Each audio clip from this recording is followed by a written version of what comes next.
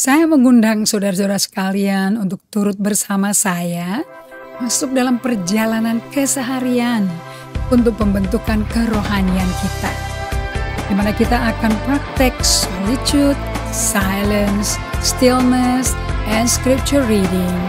Dan satu hari per minggu kita dedicate untuk bersama Tuhan.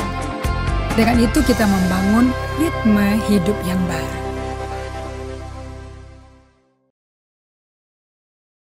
Shalom semua teman-teman pembelajar Alkitab bersama-sama saya. How are you doing? Happy Bible study today. Saya mau mengundang kita semua bisa merayakan pemahaman, pengertian, kebenaran akan Pentakosta. Ini Minggu Pentakosta. Walaupun terjadinya 2000 tahun yang lalu, tapi sampai hari ini kita masih di dalam masa Pentakosta. Saya berdoa pengajaran hari ini bisa mengingatkan kalian bagaimana hubungan kita dengan Tuhan. Sebetulnya seperti apa hubungan kita semua dengan Allah Tritunggal. Sebelumnya saya mau sapa teman-teman yang sudah setia hadir sebagai mitra kerja, teman belajar Alkitab bersama-sama, dan pempraktisi. Bukan saja mendengar tapi praktisi. Alright, saya mau sambut Pak Teguh Suprijanto, terima kasih sudah bergabung. Halo Jolly, dan juga Joyce Rimper, Tewal Rimper dari Manado, teman baik saya. Thank you sudah bergabung. Christiana Ike dari Soe, Timur Tengah Selatan, NTT. Wah, saya sangat diberkati ya. Dan Pak Gandhi Palar, ini dari Tasikmalaya saat ini ya, stationnya. Thank you Ibu Jane Carol sudah siap dari Banyuwangi untuk belajar bersama-sama. Lenda Mongdong, thank you untuk sudah bergabung. Evelyn Irawati, salam kenal juga kepada Banjarmasin, Kalimantan Selatan. Thank you juga untuk Kak Jono Gunardi. Terima kasih juga untuk Herlina Mercy Tiwa. Terima kasih untuk sudah bergabung. Boleh kasih tahu dari kota mana atau dari gereja mana Anda berasal. Kemudian Ibu Maya, terima kasih. Saya berdoa suaminya juga ikut mendengar. Luluwati dari Palangkaraya. Wow. And Christiane Ike ini dari Yesuslah jalan kebenaran ya. Hai Erin Myers. Juga Elizabeth Sukarmi. Terima kasih sudah dari Hong Kong ya. Bergabung dari Hong Kong. Poni Tengko. Terima kasih sudah bergabung juga. Shirley Futa, Kristus adalah hidup Anda, amin. Ibu Ratna Yulnianawati, apa kabar Ibu Ratna? Dan juga Saudara Lani Ui, atau mungkin juga sudah berkeluarga ya. Terima kasih sudah bergabung juga. Debbie Setiani dari Timika, kemudian ada Ana, ada Pak Waluyo, apa kabar Pak Waluyo Harjo? Saya berdoa malam hari ini tidak terlambat. Dan juga Eileen Politon, shalom. Dino Gerdawahani, shalom. Betty Abadi, Josephine Gaspres, thank you sudah bergabung. Teresia Meles, Ibu Feni sudah bergabung juga. Pak Antos Tanjung sekarang sudah balik ke Indonesia, ke Jambi ya.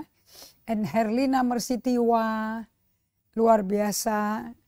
Dina Katarina, kemudian kita ada Raja Isabah Rambe. Ada nama juga tak bernama, tapi sudah bergabung dengan Facebook kita kali ya. Nah, sebelum kita lanjutkan, baik teman-teman yang perlu disapa ini, sebelum kita lanjutkan lagi, kita akan berdoa sepakat supaya kita betul-betul hidup sebagai orang yang dipenuhi Roh Kudus. Mari kita berdoa.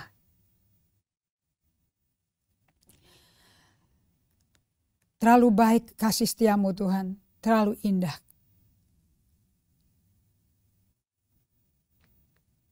Aku berdoa di dalam nama Yesus Kristus, untuk Roh Allah bisa menemani kami, Roh Kudus, datanglah penuhi kami di tempat ini. supaya firman yang ditabur tidak kembali sia-sia, tapi mengembalikan kepada kami dan kepadamu Tuhan penghormatan, kemuliaan. Karena apa yang dibagikan menjadi praktek yang kita latih untuk menjadi kehidupan baru. Yang lama telah berlalu, yang baru sudah datang. Itulah nubuat daripada Tuhan Yesus Kristus.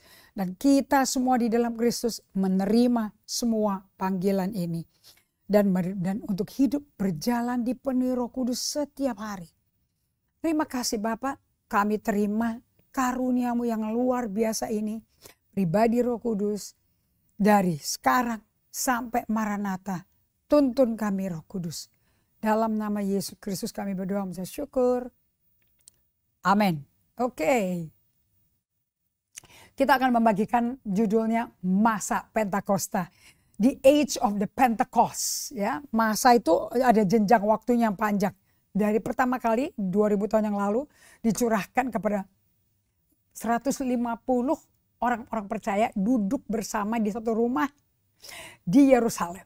Oke, awalnya ada 150 tapi yang tinggal tuh cuma 120. Jadi ada yang jalan-jalan sendiri. Oke. Nah, apa sih dampaknya daripada Pentakosta bagi setiap orang percaya?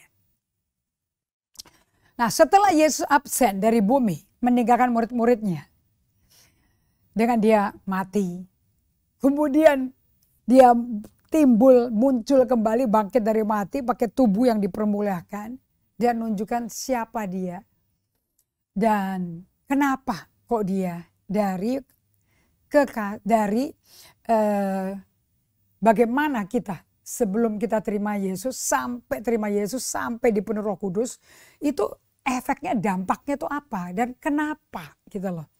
Nah, mereka kumpul di suatu rumah di Yerusalem, janji Allah kepada melewat nabi-nabinya, Nabi Yoel, lewat Nabi Yesaya, demi orang Israel, bangsa pilihan yang dia bikin jadi bangsanya sendiri, bisa mengalami yang namanya transformasi. Satu kata aja, transformasi. Dan semua transformasi dari Tuhan bekerja dari dalam keluar. Tidak pernah dari luar ke dalam, selalu dalam keluar. Nah, pada waktu Yesus absen di bumi dan meninggalkan murid-muridnya, apa sih yang terjadi sebetulnya? Di hari kenaikan Isa Al-Masih, jadi setelah Roh Kudus dicurahkan, kemudian Roh Kudus dihembuskan oleh Yesus, Yohanes 20 ayat 22. Kemudian mereka ditinggal sama Yesus. Yesus berkata, lebih baik aku pergi. Kalau aku gak pergi, penolongmu yang kau butuhkan sekali supaya kalian bisa mengerti siapa dia, siapa Yesus, itu gak datang padamu. Tapi kalau kamu mengundurkan diri dan merendahkan diri ke samping dan izinkan Roh Kudus datang dan sambut Roh Kudus, sesuatu yang dalam akan terjadi di dalam hati kita. Jadi pengaruhnya Roh Kudus itu operasi ke hati kita. Jadi pada waktu Yesus naik kembali ke surga, itu pada hari Isa Al-Masih ya, dia tuh sebetulnya lagi buat jalan untuk suatu dimensi yang baru bagi kehadirannya itu kok penting kenapa? Oke, nah dan ini terjadi kalau dihitung itu pencurahan Roh Kudus itu atau kepenuhan Roh Kudus itu 50 hari setelah Yesus mati di kayu salib. Sebagai korban yang sempurna, anak domba Allah yang dikorbankan untuk menebus dosa dunia setelah hari kebangkitannya.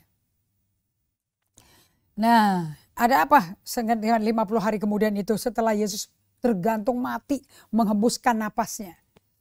Dr. Lukas menulis sebagai berikut. Kita baca sama-sama ya, Kisah Rasul 1 ayat 1 sampai 5 dan 8. Hai Theophilus, dalam bukuku yang pertama, aku menulis tentang segala sesuatu yang dikerjakan dan diajarkan Yesus sampai pada hari ia terangkat. Jadi jadwal kehidupan Yesus itu padat loh. Karena sampai hari dia diangkat, dia tetap mengerjakan dan mengajarkan kembali semua orang-orang percaya yang mau menerima pribadinya Yesus dan menerima pribadinya Roh Kudus sebagai gantinya. ayat 2, Kisah Rasul 1. Sebelum itu ia telah memberi perintahnya oleh Roh Kudus kepada rasul-rasul yang dipilihnya. Nah ini klasik sekali, ini saya perlu kutip ini. Sebelum itu ia telah memberikan roti-rotinya oleh Roh Kudus. Sebelum itu ia telah memberi perintahnya oleh Roh Kudus kepada rasul-rasul yang dipilihnya. Yesus sebagai manusia tidak bisa memberi perintah, tidak bisa memberi instruksi kepada murid yang menjadi rasul tanpa Roh Kudus. Jadi saya mau ingatkan diri saya dan Anda semua, kalau Yesus aja butuh pertolongan Roh Kudus untuk ngajar dan untuk memberi perintah, memberi instruksi, apalagi gerejanya. Nah sebelum itu ia telah memberi perintahnya oleh Roh Kudus kepada rasul-rasulnya, kepada mereka ia menunjukkan dirinya setelah penderitaannya selesai, dan dengan banyak tanda ia membuktikan bahwa ia hidup. Bukankah luar biasa ini? Oke. Ayat 4. Sebab selama 40 tahun selama 40 hari, bukan 40 tahun ya, 40 hari, ia berulang-ulang menampakkan diri dan berbicara kepada mereka tentang kerajaan Allah.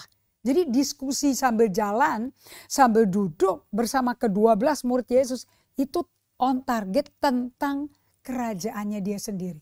Kerajaan Allah. Dari mana dia berasal. Nah pada suatu hari ketika ia makan bersama-sama dengan mereka, ia melarang mereka meninggalkan Yerusalem. Dan menyuruh mereka tinggal di situ menantikan janji Bapa yang demikian katanya. Telah kamu dengar daripadaku. Sebab Yohanes Baptis dengan air, tetapi tidak lama lagi akan dibaptis dengan Roh Kudus. Jadi ada setiap orang percaya akan mengalami baptisan air dan baptisan Roh Kudus. Dan ini semua masuk oleh Dr. Lukas bagian daripada janji Bapa kepada setiap orang percaya. Tetapi kamu akan menerima, setelah itu lompat ya ke ayat 8. Tetapi kamu akan terima kuasa. Lihat, perhatikan kuasanya. Kalau Roh Kudus turun ke atas kamu. Jadi janji Allah itu ada Roh Kudus besertamu, Roh Kudus di dalammu, dan yang terakhir adalah Roh Kudus di atasmu. Anda catat ya, supaya nggak lupa ini.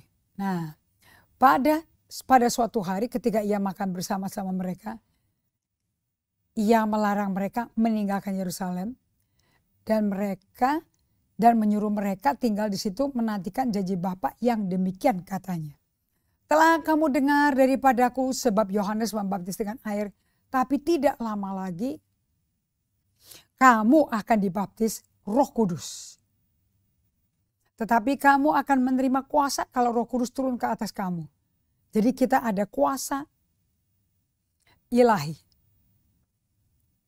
Dan kamu akan menjadi saksiku di Yerusalem, di seluruh Yudea dan Samaria sampai ke ujung bumi. Nah kata saksi ini kalau saya lihat lagi ke Fine Unger Konkordansi, kamu menjadi saksiku. Menjadi itu kan prosesnya sudah selesai ya.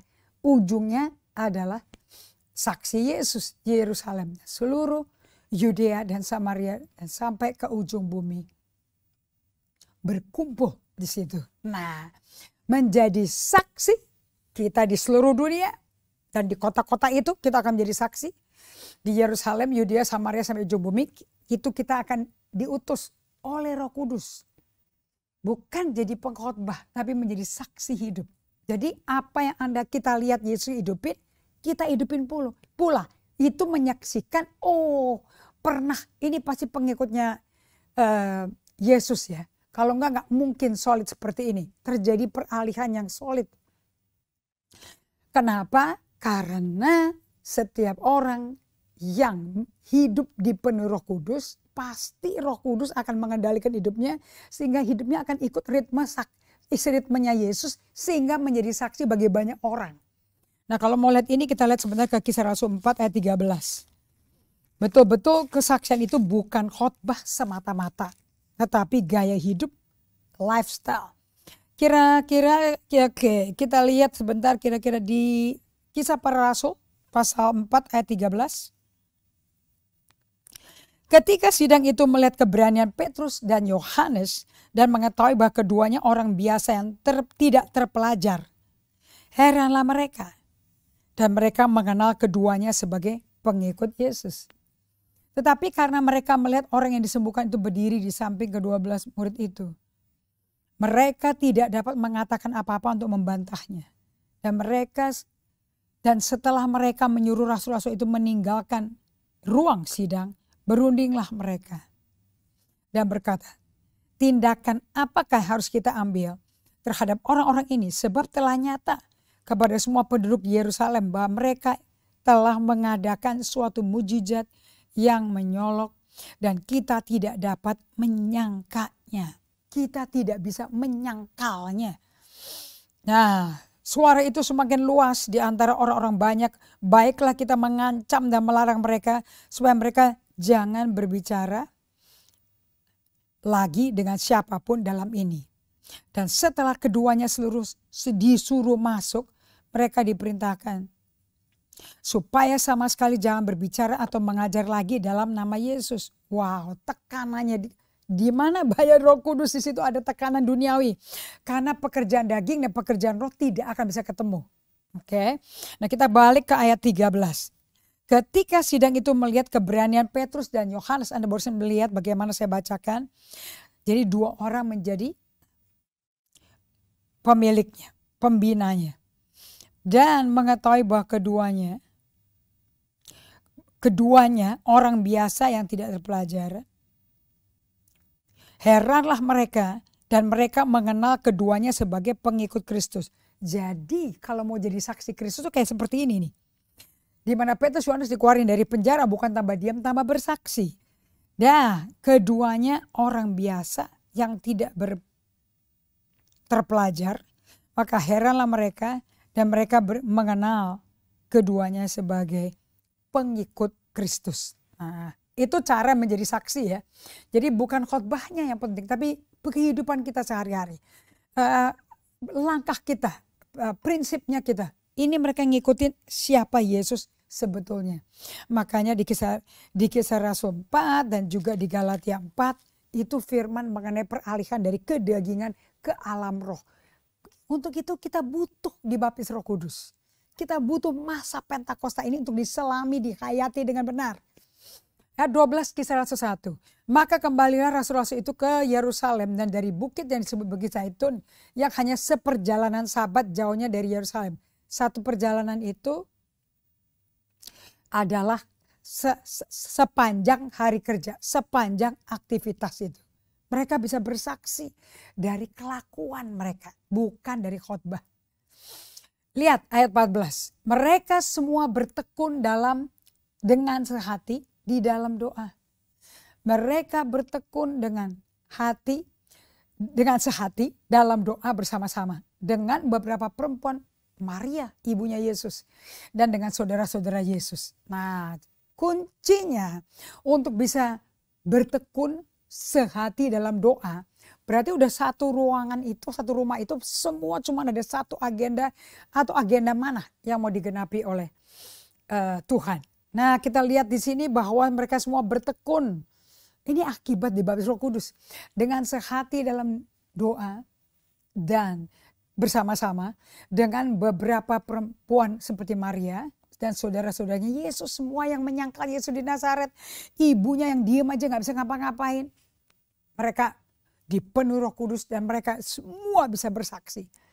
Untuk menerima janji Allah ini, di mana Roh Kudus akan memenuhi Anda kembali, Anda butuh disiplin untuk setiap hari, setiap waktu ada datang ke Tuhan. Kita lihat ya, kisah tadi di Kisah Rasul 1 ayat yang ke-23 bahwa dibutuhkan Roh Kudus untuk Yesus memberi perintah dan mengajar rasulnya. Kepada mereka ia menunjukkan dirinya setelah penderitaannya selesai dan dengan banyak tanda ia membuktikan bahwa ia hidup. Nah, Jadi Anda bisa kembali ke slide yang mengajarkan bahwa mereka akibat menerima janji Bapa bahwa mereka akan dibaptis tidak saja dengan air tapi juga dengan Roh Kudus. Pada waktu itu, dan mereka akan jadi saksi Yesus, mereka semua itu bisa bertekun sehati dalam doa bersama-sama. Nah, intinya seperti ini. Tidak ada janji Allah itu datang otomatis.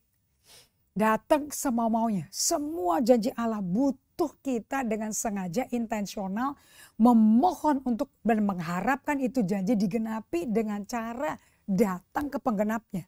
Datang ke Yesusnya, duduk di kaki Yesus dan menantikan Tuhan sampai kita dengar suaranya kapan janji itu digenapi. Jadi menanti itu adalah suatu seni, menanti itu ada caranya. Menanti itu bukan buang-buang waktu sementara Tuhan lagi kerja. Anda nonton TV, Anda mainan game, Anda makan-makan, foya-foya, jalan-jalan terus. No, Anda perlu dimanapun Anda berada, mungkin lagi nyetir mobil di tol, mungkin lagi di hotel, mungkin lagi liburan di Bali, atau di luar negeri karena liburan murid-murid sudah akan terjadi. Nah, whatever it is, apakah Anda tetap menanti janji Tuhan untuk digenapi? Karena liburan itu tidak mematikan rasa ketakutan kalau sampai-sampai nggak terjadi apa-apa gimana. Bukan, menanti itu bukan killing the time. Menanti itu adalah menciptakan rongga, ruang buat Tuhan bekerja. Kalau Tuhan mau bekerja, kitanya diam. Kalau tidak, dia nggak bisa bekerja. Dan cara Tuhan kerja dari dalam hati kita keluar. Apapun yang dikerjakan selalu dari dalam batin kita, efeknya ke kepikiran kita dan ke perasaan kita. Nah, jadi mereka itu di ruang atas di Yerusalem, mereka tuh menanti Tuhan sehati bertekun, sehati sepikir, seia sekata, diam. Itu baru terima Roh Kudus yang dihembuskan loh. Yohanes 20-22. Sekarang mereka mau menerima janji yang Kisah Rasul 1 ayat 5 dan Kisah Rasul 1 ayat 8. Tiba hari Pentakosta, semua orang percaya berkumpul satu tempat. Ingat ya, dia bertekun, satu hati, satu tempat. Tiba-tiba turunlah dari langit suatu bunyi seperti tiupan angin keras yang memenuhi rumah di mana mereka duduk. Jadi di ruang atas itu di Yerusalem itu ada rumahnya siapa gitu loh. Dan tampaklah kepada mereka lidah-lidah seperti nyala api yang bertebaran hingga pada mereka masing-masing. Suara angin keras sekali memenuhi rumah itu. Maka lihat, yang dipenuhi bukan rumahnya loh, bukan gedungnya. Penuhlah mereka orangnya dengan Roh Kudus. Lalu mereka berkata-kata dalam bahasa-bahasa lain seperti yang diberikan, kalau bahasa Amplified Bible, diaktifkan oleh Roh Kudus kepada mereka untuk mengatakan, bayangin rumah yang tempat mereka kumpul, satu tempat, satu hati, bertekun, berdoa, tidak ngerumpi, tidak nonton, tidak jalan-jalan, tidak snacking, lagi berdoa semuanya. Kira-kira minimum 12 murid Yesus, tapi kalau kita baca 1 Korintus 15, ada kira-kira 150 orang di situ. Dan tidak semuanya menanti Tuhan, banyak yang gak sabar, terus tinggal keluar dari rumah itu, mereka jalan sendiri. Oke, jadi ada memang gak semua orang bisa dipenuhi Roh Kudus karena pada gak sabar. Oke, nah ini buku menjelaskan dengan jelas sekali ya. Coba lihat 1 Korintus 15 ayat 6.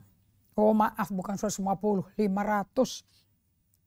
Sesudah itu ia menampakkan diri kepada lebih dari 500 saudara sekaligus. Kebanyakan dari mereka masih hidup sampai sekarang, tapi beberapa di antaranya telah meninggal. Ini Yesus menampakkan diri ke 500 orang. Oke. Selanjutnya ia menampakkan diri pada Yakobus, kemudian kepada semua rasul. Yang paling akhir dari semuanya ia menampakkan diri juga kepadaku.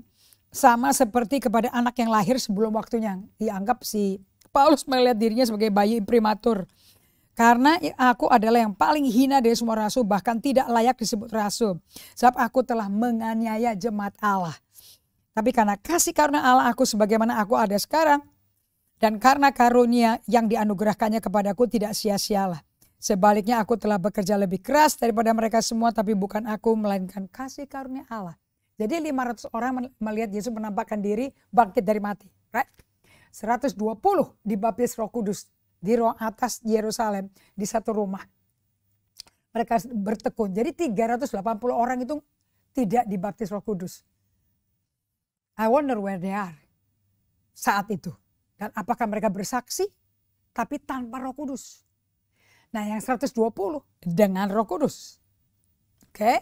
Nah, kita lihat ciri-ciri daripada orang yang dipenuhi Roh Kudus, dibaptis Roh Kudus.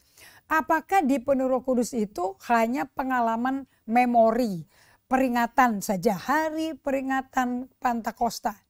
Atau itu setelah dicurahkan kepada semua manusia, kan turunnya ke manusia ya, lidah api, angin tiupan keras yang didengar, itu merubah manusia sampai bibir nggak ngomong apa-apa, bisa getar dan mengatakan bahasa baru. Jadi kuat sekali itu Roh Kudus kalau menuin kita. Oke. Nah, lihat efeknya. Zamannya Paulus, dia sebagai rasul yang paling primatur, tapi dia berkata, ternyata hidup sebagai pengikut Kristus, waktu dilatih menjadi pengikut Kristus, harus hidup dipenuhi Roh Kudus. Ayat 17-18 Efesus 5. Sebab itu janganlah kamu bodoh, tapi usahakanlah supaya kamu mengerti kehendak Tuhan. Malu. Kita jangan sampai dianggap bodoh ya sama Tuhan ya. Ini Tuhan punya perspektif loh ini. Kalau kita tidak mengerti kehendak Allah, kita bodoh. Itu definisi surga. Dan janganlah kamu mabuk oleh anggur karena anggur menimbulkan hawa nafsu. Tetapi hendaklah kamu penuh roh. Jadi seperti alkohol memenuhi darah daripada orang pemabuk. Sampai dia lepas kontrol sehingga alkohol yang menguasai badannya, gerakannya semua. Demikian pula kehidupan orang percaya. Ini zamannya Paulus loh nih. Oke, jadi si rasul muda ini.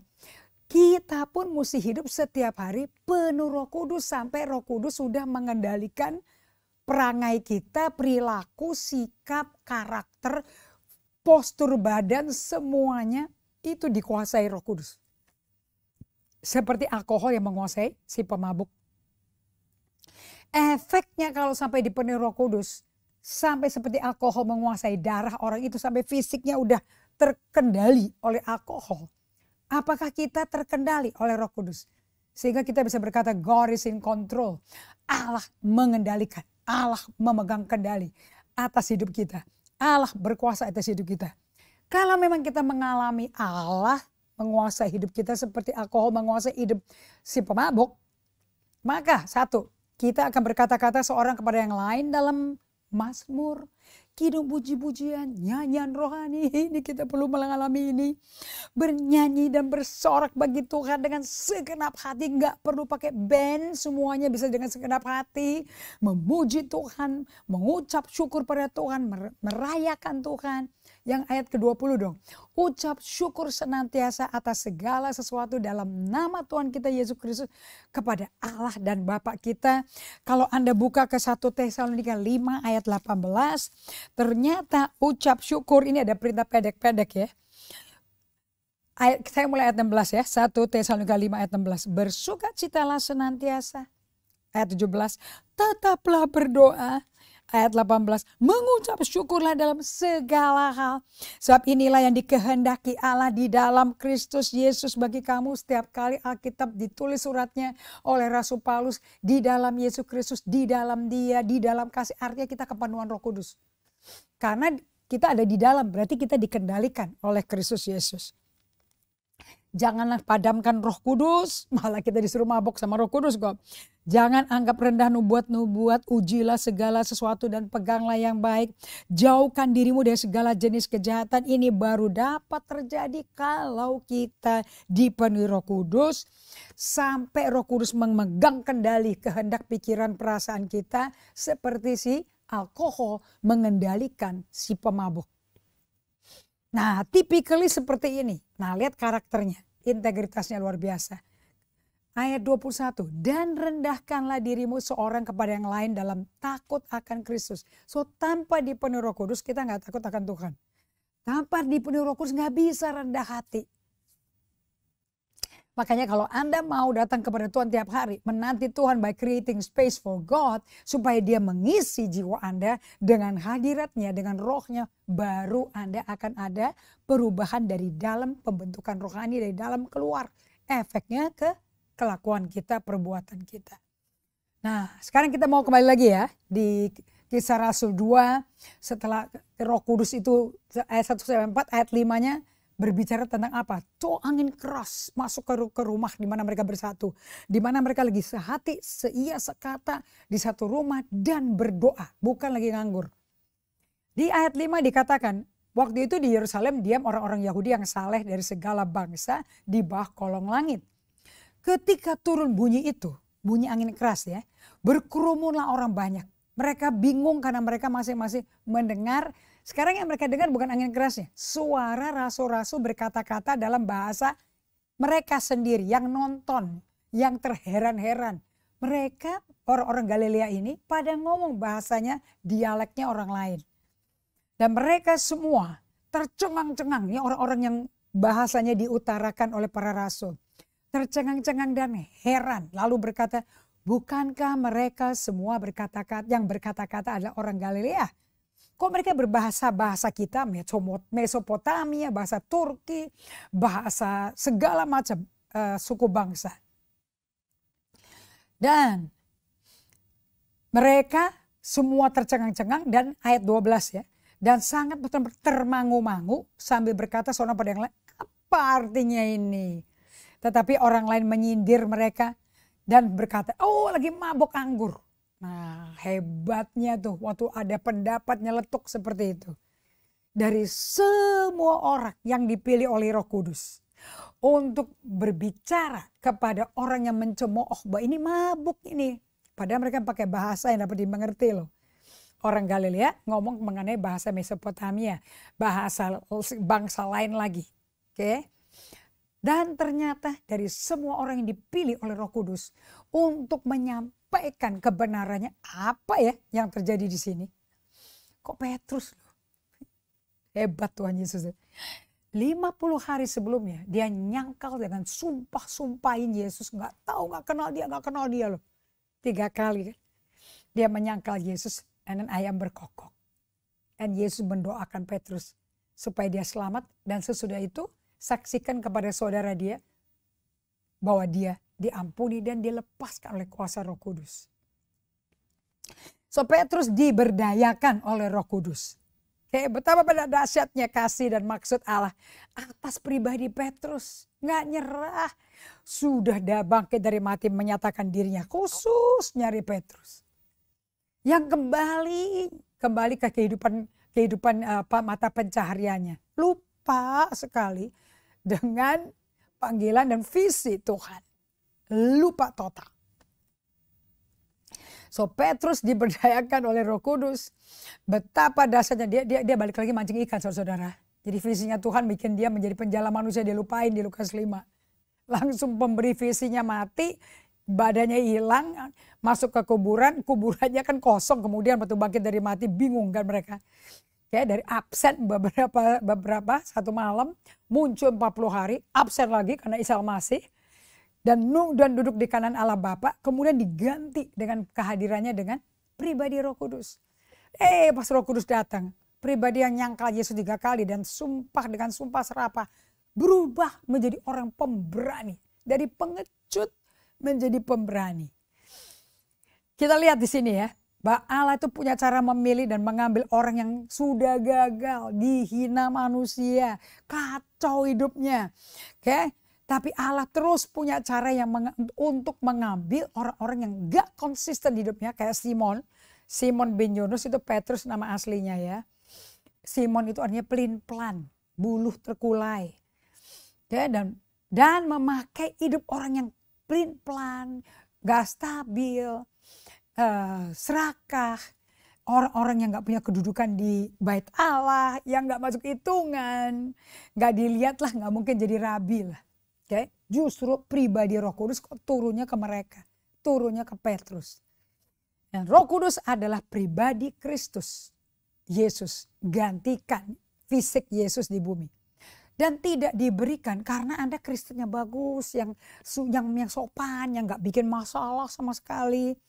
Anda adalah Kristen yang beriman kuat, teguh, makanya layak. Anda tuh mesti jadi pemimpin di penuh Roh Kudus.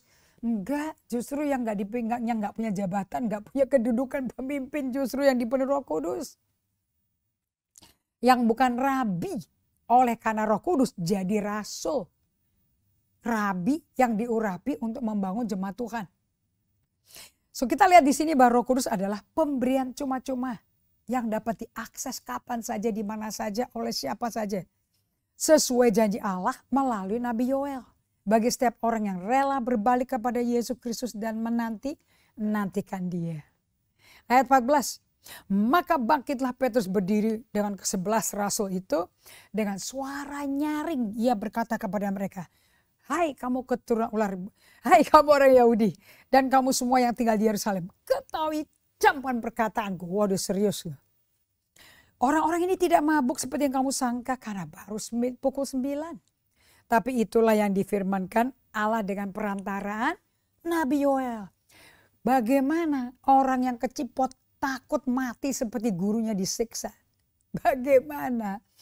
Kemudian saking ketakutannya didatengin orang saat Yesus ditangkap oleh Imam Kayafas dan imam besar saat itu. Ditanya sama anak perempuan kecil, kamu kan orang Galilea juga kan, sama seperti yang ditangkap kan. Langsung sumpah serapahnya keluar loh. Kotor mulutnya. Sumpah nggak kenal. Dia mau nyelamatin diri saudara. Nah, tetapi di Kisah Rasul 2 dikatakan bahwa apa yang terjadi itu memang sudah penggenapan daripada janji Allah. Di mana janjinya? Yoel 2. Oke, di kitab Yoel 2 ayat 28-29. Nah, apa sih isinya? Di ayat 17, Petrus bisa tahu ayat yang mana yang dipakai loh. Jadi saat Roh Kudus memenuhi kita tahu ayat mana yang tepat di situasi yang tepat untuk orang yang tepat, untuk mendengar. Akan terjadi pada hari-hari terakhir. Ini masa kita nih. Demikianlah firman Allah, bahwa aku akan mencurahkan rohku ke atas semua manusia. Bukan yang elit, bukan yang senior-senior, bukan yang terlalu kecil. Oh, hanya orang rabi. Enggak, tapi ini dari kecil, remaja, sampai pendeta perempuan, laki, sampai menjadi rasul, semuanya dari orang biasa. Gak ada titel, gak ada gelar loh. Itu dipenuhi Roh Kudus. Ayo kita lihat generasi apa aja yang dipenuhi Roh Kudus. 1. Maka anak-anakmu laki-laki dan perempuan akan bernubuat. Anak kecil. Ini juga belum lulus sekolah teologi dan sekolah Alkitab. Belum masuk seminari. Tapi mereka jika dipenuhi Roh Kudus, roh manusianya. Maka kita akan melihat transformasi di mana pembicara, penyampai pesan Tuhan itu bisa anak kecil, laki atau perempuan. Sama kayak Samuel, waktu baru saja selesai menyusui mamanya, dibikinin baju efod kecil, baju imam besar yang kecil ukuran dia. Dan kepada Samuel, Tuhan datang dan berbicara. Samuel. Jadi anak-anak kecil kita bisa seperti Samuel, Yosia, Uzia. Mereka anak-anak kecil yang dipenuhi Roh Kudus dan mereka akan polos. Jangan takut kalau mereka tidak berbahasa roh duluan, tapi bernubuat duluan. Samuel kecil juga begitu, memberi teguran Tuhan yang dari Tuhan kepada Imam Eli. Lanjut, dan teruna-terunamu akan mendapat penglihatan-penglihatan, dan orang-orang tuamu akan mendapat mimpi. Nah, Anda melihat di sini semua. Nomor 1, semua manusia. Bukan yang punya kedudukan tinggi, pengalaman mengelola perusahaan berapa, jabatan tinggi, banyak uang. Itu bukan mereka saja yang dipenuhi Roh Kudus. Orang semua, kecil, besar, sedang, senior, tua, 100 tahun pun bisa. Kan Musa mulainya 80 tahun. Jadi jangan diafkir orang-orang tua itu. Jangan dibilang masamu udah lewat. Hati-hati. Teruna-terunamu akan mendapat penglihatan-penglihatan. Nah, ayat 18. juga ke atas hamba-hambaku laki-laki dan perempuan akan kucurahkan rohku pada hari-hari itu dan mereka akan bernubuat. So kita lihat di sini bahwa semua diskriminasi antar usia, antar gender diruntuhkan oleh pribadi unik Roh Kudus. Ayat 18 lanjutin yuk. Juga ke atas hamba-hambaku laki-laki dan perempuan. Jadi di dalam gereja lokalmu bisa ada pemimpin pria, hamba Tuhan pria, dan didukung oleh pemimpinnya, mentornya, didukung, disertai, dan mereka akan bisa bernubuat, dapat penglihatan. Mereka bisa membagikan kebenaran, karena kebenaran yang kita tahu dan kita merdeka akan memerdekakan kita. Dan efeknya lagi, kalau dipenuhi Roh Kudus, kalau berseru nama Yesus, diselamatin. Bukankah luar biasa? Zozo itu diselamatkan. Artinya luas sekali, bukan cuma sembuh dari sakit. Oh, lebih dari itu. Kita lanjutkan kan ya di Kisah Rasul 2 ayat 32. Yesus ini loh yang dibangkitkan Allah. Dan tentang hal itu kami semua adalah saksi. Dan sesudah ia ditinggikan oleh tangan kanan Allah. Dan menerima Roh Kudus yang dijanjikan itu. Maka dicurahkannya apa yang kamu lihat dan dengar di sini. Jadi seluruh kaum Israel harus tahu, pasti harus tahu. Bahwa Allah telah membuat Yesus yang kamu salibkan itu menjadi Tuhan dan Kristus. Haleluya. Bukankah luar biasa transformasi yang terjadi dengan kepenuhan Roh Kudus? Ayat 37. Ketika mereka mendengar hal itu, hati mereka sangat terharu karena diinsafkan oleh Roh Kudus yang bekerja di kata-katanya Petrus. Hati mereka terharu sekali. Mereka, kalau bahasa Inggrisnya, they were pricked in the heart. Lalu mereka bertanya kepada Petrus dan rasul-rasul yang lain, apakah yang harus kami perbuat, saudara-saudara? Jawab Petrus kepada mereka, bertobatlah dan hendaklah kamu masing-masing memberi dirimu yang dibaptis dalam nama Yesus Kristus untuk pengampunan dosamu, maka kamu akan menerima karunia Roh Kudus. Maka kamu akan menerima karunia Roh Kudus. Jadi ada karunia-karunia Roh Kudus, ada Roh Kudus adalah kado. Sebab bagi kamulah janji itu. Waduh, gak kelar sampai situ lagi. Bagi kamulah janji itu, dan bagi anak-anakmu dan bagi orang masih jauh. Yaitu sebanyak yang akan dipanggil oleh Tuhan Allah kita. So saya tidak mau menyerah kepada orang-orang yang lama terima Roh Kudus. Saya gak mau menyerah kepada orang yang cepat tapi bisa murtad lagi. Nanti di Ibrani 2, 3, 4 menjelaskan itu semua. Jadi pada waktu semua kejadian ini terjadi dan atas kehendak Allah, dari pihak Allah, Yesus kemudian meninggalkan bumi dan naik ke surga. Duduk di sebelah kanan Allah Bapa sebagai Tuhan atau Lord dan Raja. Yaitu untuk pencurahan Roh Kudus untuk mereka bisa berhadapan dengan raja-raja untuk berbicara dengan kuasa. So pada waktu Yesus naik ke surga dan duduk di sebelah kanan Allah sebagai Tuhan dan Raja untuk menggenapi janji Allah sendiri, Roh Kudus dicurahkan ke semua manusia. Gak ada birokrasi loh, gak ada controlling ya, aturan mainnya. Semua manusia yang haus dan lapar percaya Yesus, balik ke Yesus, pasti dipenuhi. Jadi dengan Yesus absen lagi nih dengan Isa Al-Masih, sebetulnya dia tuh lagi bikin dimensi lain bagaimana kehadiran dia diwakilkan oleh siapa? Oleh Yesus Kristus. Nah, Roh Kudus adalah kehadiran Tuhan Yesus. Tuhan Yesus Kristus di murid-muridnya di bumi. Again ya, seperti di ruang atas, angin kencang, lidah api ada kelihatan fisiknya, memenuhi mereka semua dengan hadirat Allah. Ternyata diketemukan hadirat Allah itu adalah Roh Kudus. Walaupun banyak yang pergi, tapi Roh Kudus melimpah ruah di dalam diri kita.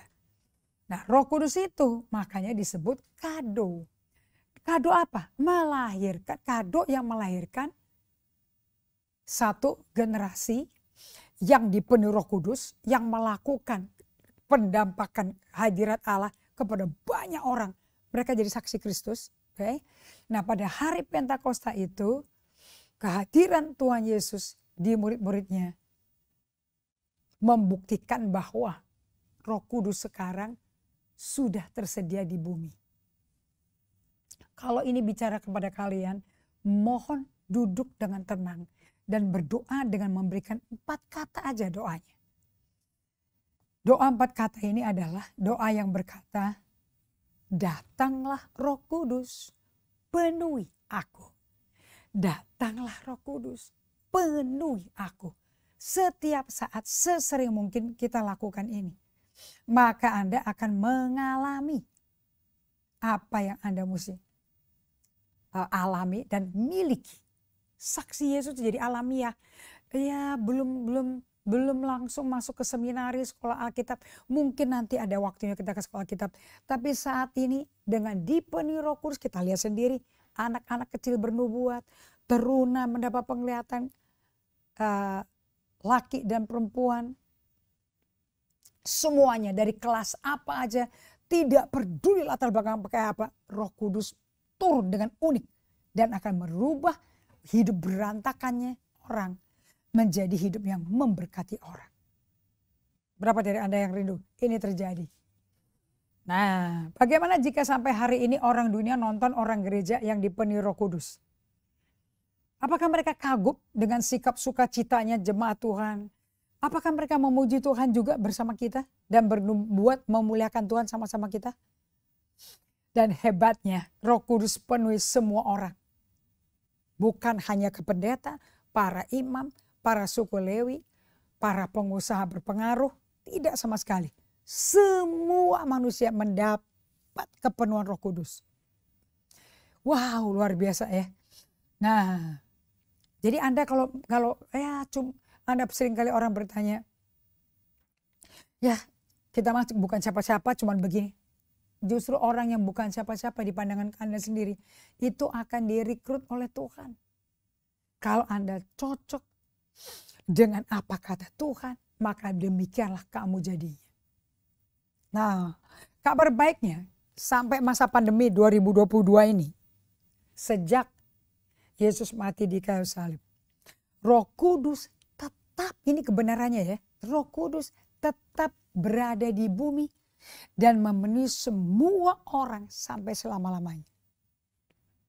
Baptisan Roh Kudus kalau gitu menghancurkan tembok diskriminasi dan burokrasi. Nggak usah muter-muter, Anda dimiliki divine ability. Tetapi kalau kita sekarang sudah menjadi kering, merosot, itu bukti bahwa kita sudah burn out. Burnout itu artinya memberi kepada orang karena harus dari apa yang kita sendiri tidak punya dan tidak mampu perbaiki. Nah, mari kita kunjungi Yoel 2 ayat 28. Kemudian daripada itu, kata Nabi Yoel sebagai perantara Allah, aku akan mencurahkan rohku ke atas semua manusia. Semua manusia ya, ibu-ibu, bapak-bapak sekalian. Maka anak-anakmu laki-laki, contohnya Yohanes Pembaptis, was filled by the Holy Spirit in the womb of your mom. Maka sebagai murid-murid Yesus yang mau dipenuhi Roh Kudus, Anda akan bisa bertahan menanti Tuhan sampai dipenuhi kanan. Anda bisa berfokus kepada apa kata Tuhan melalui Roh Kudusnya. Nah, kita balik ke Yoel 2 ayat 28. Persis dengan Kisah Rasul 2 ayat 17-18. Anak-anakmu laki-laki itu termasuk Yohanes Pembaptis loh. Dipenuhi dengan Roh Kudus. Di dalam rahim mamanya. Itu Yohanes Pembaptis kan sudah dipenuhi Roh Kudus sejak di dalam rahim maminya. Waktu Maria datang melonjak itu baby karena kepenuhan Roh Kudus.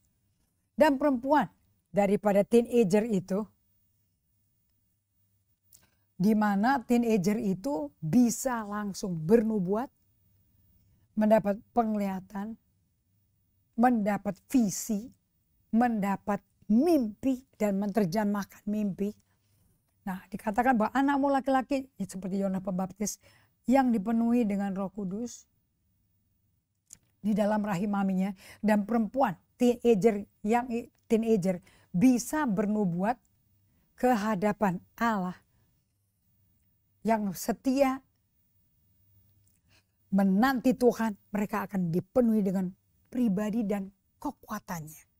Orang-orangmu yang tua, itu season stage of life saints, ini orang-orang kudus yang udah masak sekali, yang udah matang sekali, akan mendapat mimpi. Teruna-teruna akan mendapat penglihatan-penglihatan. Dan juga hamba-hamba laki-laki dan perempuan kucurahkan pada hari ini. Kalau ini kurang jelas bahwa perempuan boleh menjadi posisi 5 jawatan, kita pun karena Roh Kudus bisa menemukan panggilan 5 jawatan itu atau panggilan yang spesifik. Nah, kita lihat di sini, Roh Kudus berkepribadian unik, benar-benar dari semua orang yang dia pilih. Kenapa yang nakutin dan menggoncangkan dia? Yaitu Petrus contohnya, dengan dipenuhi Roh Kudus, ternyata karakternya berubah loh. Roh Kudus itu berkepribadian unik memang kok. Justru manusia, orang-orang yang direndahkan manusia, yang dianggap hina, nggak dianggap orang pinter, lulusan sekolah kitab. Tapi orang yang dibaptis selam itu orang yang dihina, nggak dianggap, direndahin oleh orang-orang yang penuh jabatan gitu. Mereka yang capek berjemu-jemu kerja, tapi mereka waktu dipenuhi Roh Kudus bisa bersuka cita memuji Allah hati dan mulutnya. Itu loh bersama Roh Kudus. Walaupun di tempat kerjanya karena verbal abuse, pernah aniaya, pelecehan verbal, tetapi ada dipenuhi Roh Kudus akan membuat sakit hatinya itu sembuh, bisa berdoa, bisa dengan hati yang percaya, rindu sekali Anda akan dipenuhi Roh Kudus, yaitu pribadi Roh Allah yang unik. Ya, pokoknya si Roh Kudus ini akan cari tempat-tempat yang lebih rendah. Karena kan lambangnya Roh Kudus kan air hidup juga kan ya. Selain air hidup, awan, kemuliaan Allah juga lampu, penerangan. Yang tempat-tempat yang tinggi terhormat. Tapi ternyata Roh Kudus itu ke tempat yang turun. Karena di mana ada gelas haus, di mana ada makanan, di situ dia akan turun. Sehingga orang-orang yang hina, yang dianggap miskin, bodoh, nggak pendidikan, nggak dianggap, Tuhan bisa memberdayakan mereka, menjadikan mereka saksi Kristus, dan membuat kabar Injil, kabar baik itu sampai ke seluruh pelosok dunia. Nah, lihat di sini, rahasianya Anda mau dipenuhi Roh Kudus. Anda mesti mengalami yang namanya Matius pasal 5 atau khotbah di bukit. Di Matius 5 ayat 3 saya pelajari ini ya. Kalau Anda susah, kepepet, jangan sampai depresi. Tapi pergumulan problem itu untuk biar cepat selesai, biar cepat ada mujizat atau apapun, itu dikesampingkan. Yang perlu biar Anda di rumah juga bisa dipenuhi Roh Kudus. Yang Anda mesti tahu, pada saat waktu Anda miskin, gak punya apa-apa, miskin rohani, tertantang, apa yang terjadi? Kalau Anda merasa hancur, merasa gak layak, merasa hina. Ternyata di Matius 5:3 Tuhan ngomong apa? Berbahagialah orang yang miskin di hadapan Allah, karena mereka mempunyai kerajaan surga. Jadi kalau kita miskin dari semua barang-barang duniawi, materi yang duniawi, logika yang penuh dengan logik, itu semuanya kalau kita awalnya tidak ada apa-apa, tidak berkuasa apa-apa, justru Roh Kudus akan turun ke tempat yang rendah-rendah. Kalau udah ketinggian, susah dia datang. Tapi kalau kita ada orang yang hina, lemah, gak dianggap, direndahkan dunia, Anda di bawah. Dan Paulus berkata seperti ini.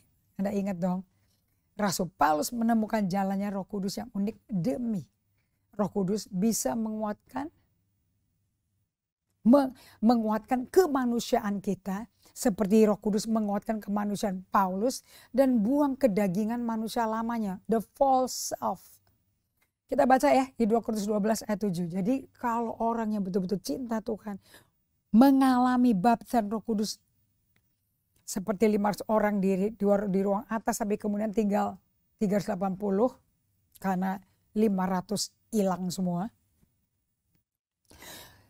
Pada waktu Anda mau dipenuhi Roh Kudus, postur yang Anda minta Anda miliki adalah untuk Anda ada di dalam lingkungan lingkungan orang-orang yang sehati, tekun berdoa, tapi juga ada orang yang bersaksi dengan bersuara. Dengan berkata seperti ini. Oke? Pada waktu aku lemah, pada waktu aku nggak punya kekuatan, pada waktu aku terhina, terhimpit, aku akan megah dengan kelemahanku. Supaya seperti Yesus katakan kepada Paulus yang dia baru ngerti hari itu. Kasih karuniaku, kasih karunia Tuhan menaungi kita semua.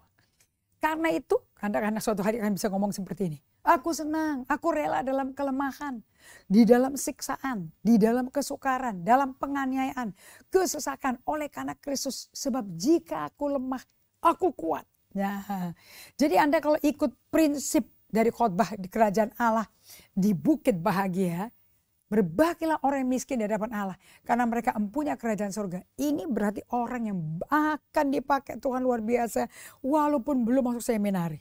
Karena anak kecil gak mungkin masuk. Orang yang sudah senior dibilang ketuaan Pak.